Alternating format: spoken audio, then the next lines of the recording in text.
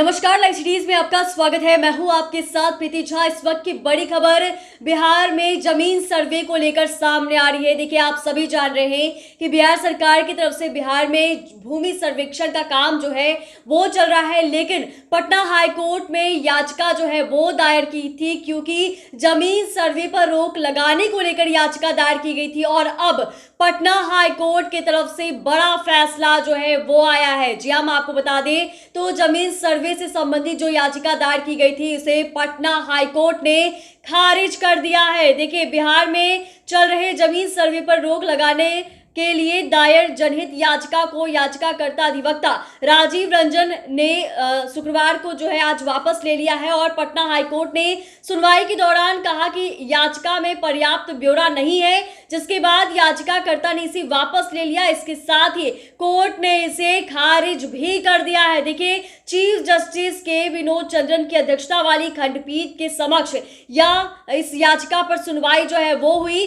जमीन सर्वे पर रोक लगाने के लिए अधिवक्ता राजीव रंजन सिंह ने 18 सितंबर को पटना हाईकोर्ट में एक जनहित याचिका दायर की थी। याचिकाकर्ता ने आरोप लगाया था कि वर्तमान सर्वे में बहुत सारी खामियां हैं और इसमें कोई भी कानूनी तंत्र जो है वो नहीं अपनाया गया है।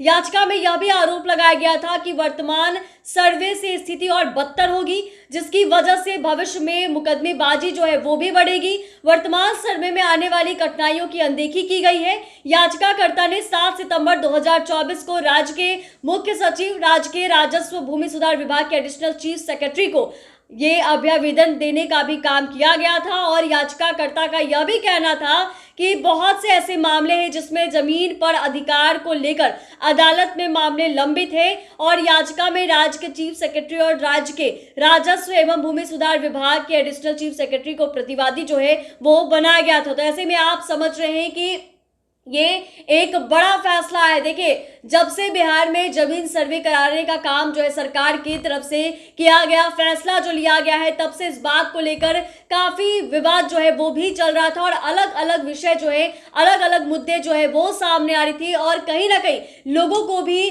कई सारी परेशानियां जो है वो हो रही थी कि किस तरीके से कौन से पेपर जमा करें, नहीं करें। और इन तमाम चीजों को लेकर ही जब याचिकाकर्ता कोर्ट में गए थे अपने याचिका को दायर करने के लिए, तो उन्होंने कई सारी चीजों का उपयोग जो है वो भी किया था और कहीं ना कहीं कहा था कि ये जो अभी सरकार की तरफ से निर्णय लिया गया है जमीन सर्वे का, इसमें कोई भी कानूनी तंत्र जो है वो नहीं है। और अब जहां ये बड़ा फैसला आया है पटना हाईकोर्ट की तरफ से, जो याचिका दायर की गई थी, एक तो जहां याचिकाकर्ता ने इसे वापस ले लिया है, तो दूसरी तरफ इसके साथ ही कोर्ट ने इसे खारिज भी कर दिया है। और यह भी कहा गया है कि सर्वे को लेकर तमाम चीजें जो है वो इसमें नहीं है। और याचिकाकर्ता ने आरोप लगाया था कि वर्तमान सर्वे में बहुत खामियां हैं और कोई कानूनी तंत्र जो है वो नहीं अपनाया गया है। यह भी कहा गया था कि इससे संबंधित कई सारे मामले जो है पहले से ही अदालत में चल रहे हैं, क्योंकि आप समझ रहे हैं कि भूमि से जुड़ा हुआ विवाद जो है वो लगातार देखने को मिल रहा था। कई सारी हत्याएं जो है वो हो रही थी और ऐसे में ये जो याचिका दायर किया गया था याचिकाकर्ता की तरफ से, उसको लेकर पटना हाई कोर्ट ने बड़ा फैसला लिया है। चैनल को सब्सक्राइब करें, फेसबुक पेज को लाइक करें। धन्यवाद।